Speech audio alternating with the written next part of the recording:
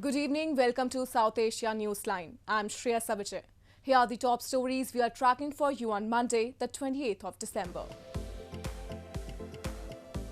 Indian Prime Minister Modi flags off Farmers' Rail amid protest against farm laws. Inching inflation batters life in Pakistan-administered Kashmir. And Afghan President Ghani gives nod to next round of peace talks in Doha.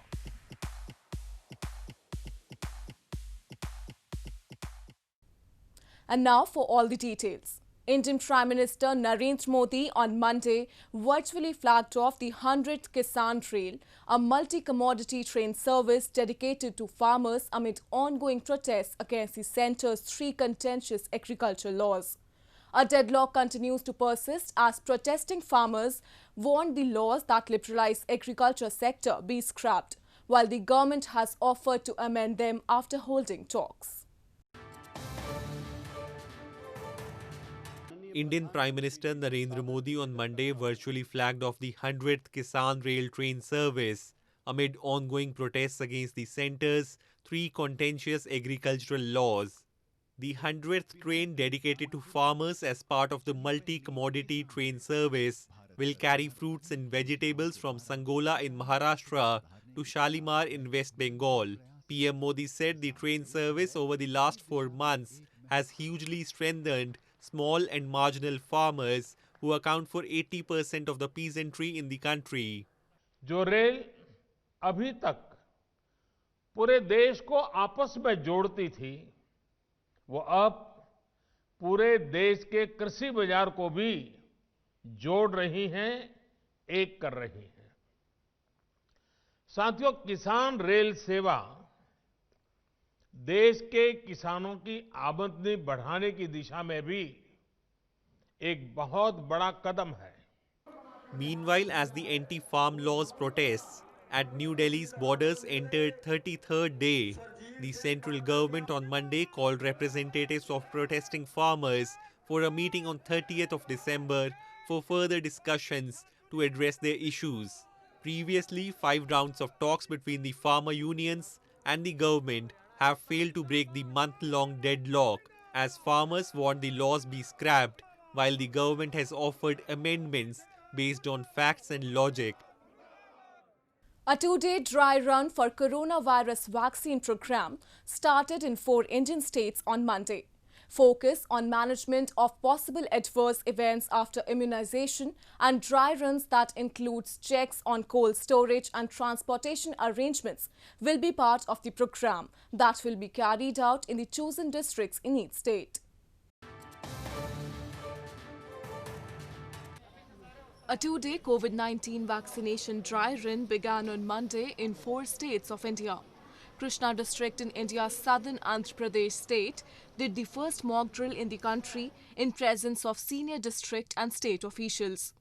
The dry run process included the possible adverse scenarios during and after administering the vaccine. It also includes the checks on transportation arrangements for vaccine and cold storage facilities.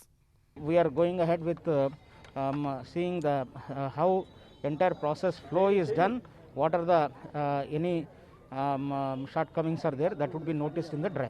In this, we are just testing our total preparedness, like how is our cold chain and how is our COVID software and how the real vaccination program is going to be done in future. Other 3 states identified for the dry run include Punjab, Assam and Gujarat. Most of the places followed preparations on the dry run before actual mock drills. India is expected to cover about 300 million people in its first phase of vaccination that include elderly over the age of 50 years, health workers, frontline workers and those below the age of 50 years having certain comorbidities. With more than 10 million positive cases of coronavirus, India has been the second worst affected country by the deadly virus in the world in terms of caseload. More than 147,000 people have succumbed to the virus in the country. In news from Pakistan, leaders of opposition alliance Pakistan Democratic Movement on Sunday reiterated their demand seeking resignation of Pakistan's Prime Minister Imran Khan by 31st of January. Pakistan People's Party chairperson Bilawal Bhutto-Zardari said the opposition had united on PDM's platform and will together make efforts to end the business of puppet government. Accusing Pakistan's Prime Minister Imran Khan of being ignorant of issues afflicting the country, Pakistan People's Party chairman Bilawal Bhutto-Zardari on Sunday reiterated the demand made by the 11-party opposition alliance Pakistan Democratic Movement seeking his resignation by January 31. Addressing a rally commemorating the 13th death anniversary of former Prime Minister Benazir Bhutto, Bilawal said PM Imran Khan will be held accountable for unprecedented rise in the prices of essential commodities and making the lives of masses miserable. He said the puppet Prime Minister is not even cognizant of the issues being faced by the countrymen because he did not come into power through votes, while adding that if Imran Khan does not resign by January 31, then the PDM will march to Islamabad.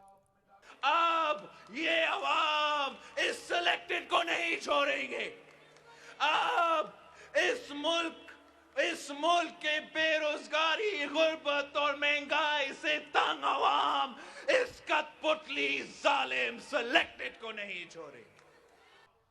The Pakistan Democratic Movement has been holding massive anti-government rallies against the Imran Khan government since October 16 on the charges of election rigging, corruption and dominance of Pakistani army in politics of the country. Moving on, residents in Pakistan-administered Kashmir, which is already marginalized, are facing the brunt of inflation amid coronavirus outbreak. The poor are finding it even hard to feed themselves due to unprecedented rise in prices of commodities in the illegally occupied region. Inflation due to massive debts, rampant corruption and inefficient policies by Pakistani establishment has hit hard the residents of Pakistan-administered Kashmir. The residents of the illegally occupied region are irked due to the rising prices of consumer goods, including food, which has reached all-time high amid coronavirus outbreak, adding to their ongoing woes. In such a situation where the middle class struggles to maintain their standard of living, the poor are finding it even hard to feed themselves. मैं middle class family से हूँ। पहले तो हम फिर 3 वक्त की रोटी खा सकते थे, लेकिन जब से ये कोरोना है सब तमाम कारोबार बंद है तो बड़ी मुश्किल से हम जैसे मिडिल क्लास लोग दो वक्त की रोटी खाते हैं। तो आप खुद अंदाज़ा लगा सकें जो मिडिल क्लास से भी नीचे साफ फ्लोर पर आ रहे हैं तो उनका क्या हाल होगा इस महंगाई की वजह से। हर चीज़ महंगी है, किसी चीज़ पे कोई कंट्रोल ही नहीं है, दिन ब दिन महंगाई हो रही है। अभी लोग क्या करेंगे, हम जब लोग हमसे चीज़ मांगते हैं तो हमें खुद शर्म आती है कि हम इनको क्या रेट बताएं। Locals accused Pakistani Prime Minister Imran Khan of being apathetic towards their plight, blaming that the economic losses being faced by Pakistan due to policy paralysis are being compensated from regions under its illegal control. In news from Afghanistan, Afghanistan's President Ashraf Ghani has agreed to hold the next round of the peace negotiations with the Taliban in Doha, after an agreement was made based on the suggestion of the head of the negotiating team and the head of the High Council for National Reconciliation. Ghani earlier this month had said that the next round of the negotiation should take place in Afghanistan. Afghan President Ashraf Ghani has agreed to hold the next round of peace negotiations in Doha, informed Wahid Omar, head of the Office of Public and Strategic Affairs of the President. Omar said the agreement was made based on the suggestion of the head of the negotiating team and the head of the High Council for National Reconciliation, but the government still maintains its stance that future round of talks, besides the next one, be held within Afghanistan. This comes as Ghani met with Abdullah, head of the High Council for National Reconciliation, on Sunday at the Presidential Palace to address the next round of the peace talks. President Ghani earlier this month has said that the next round of peace negotiations should take place in Afghanistan. He said the Afghan government is ready to negotiate with the Taliban in any area of Afghanistan that the group chooses. The negotiations of the Afghan government and the Taliban were in Doha for 94 days, during which they agreed on the procedural rules for the talks. The negotiation team paused their talks for 23 days and agreed to resume the talks on January 5. Moving on to news from Nepal. In perhaps its most overt intervention in Nepal's internal affairs, Vice Minister in the International Department of the Communist Party of China, Zhuo Yezhou, met Nepal's former PM Pushpakamal Dahal on Monday in an effort to broker peace between the two rival factions of ruling Nepal Communist Party, nearly a week after Prime Minister KP Sharma Oli dissolved the parliament. Earlier on Sunday, the Chinese officials also met Nepal's President Bidya Devi Bhandari and PM Oli. Nepal plunged into a political crisis after Oli, known for his pro-Beijing leanings, in a surprise move, dissolved the 275-member House of Representatives amidst a tussle for power with Dahal. The move has sparked street protests in the Himalayan nations as it grapples with the COVID-19 pandemic. In news from Bangladesh, the 15th edition of the National Wushu Championship concluded in Bangladesh's capital Dhaka over the past weekend.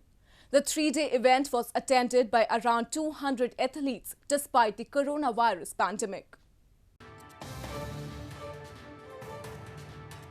The Bangabandhu 15th National Wushu Championship 2020 concluded over the past weekend in Bangladeshi capital Dhaka. Inaugurated by Bangladeshi State Minister for Youth and Sports, Zahid Ehsan Russell, formally last week, the three-day event was attended by around 200 athletes despite the coronavirus pandemic. This year's Wushu Championship in Dhaka marked the birth centenary of the country's father of the nation, Bangabandhu Sheikh Mujibur Rahman. Wushu is a form of martial art which has a long history in reference to Chinese martial arts. It was developed in 1949 in an effort to standardize the practice of traditional Chinese martial arts. The Bangladesh Wushu Federation, through such championships, aims to promote the study and safe practice of Wushu across the country. The COVID-19 pandemic and the lockdown imposed to curb its spread in India has significantly altered lifestyles. As people have now become more conscious about their health, locals in western Rajkot city are taking up yoga and meditation to counter the physical and psychological impact of the pandemic. Have a look.